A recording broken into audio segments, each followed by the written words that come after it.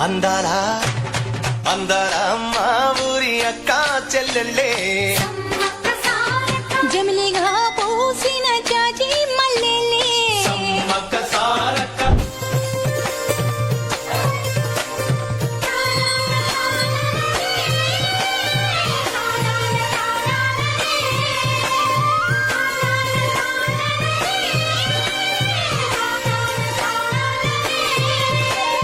పంటలోడు చూడకుండా గూడెమంత కాపు కాసే కరణపోడు చూడకుండా గల్లి గల్లి కప్పు వేసే